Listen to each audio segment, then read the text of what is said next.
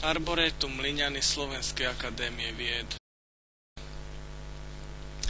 Arboretum Mlyňany Slovenskej akadémie vied je špecializované pracovisko Slovenskej akadémie vied. Botanická inštitúcia, ktorá spravuje najväčšiu zbierku cudzokrajných drevín na Slovensku a jednu z najbohatších v strednej Európe.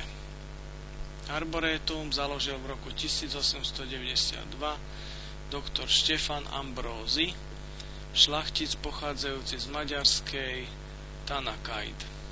Jeho projekt Vždy zeleného parku na ploche 40 hektárov patrí k prvým úspešne realizovaným veľkoplošným výsadbám vždy zelených drevín v strednej Európe.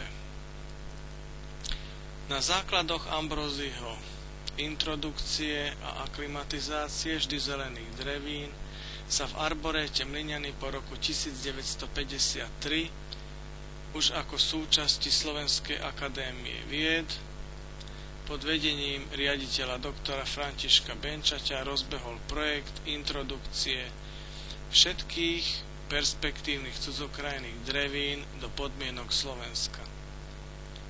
Mnohé prvé introdukcie drevín do bývalého Československa boli uskutočnené práve v Arboréte Mlyňany Slovenskej akadémie vied.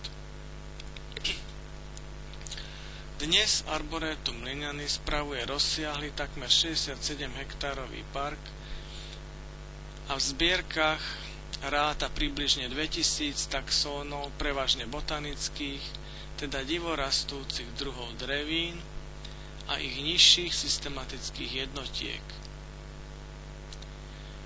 V dendroexpozíciách sú zastúpené najmä dreviny severnej pologule s dominanciou zástupcov východoazijskej dendroflóry.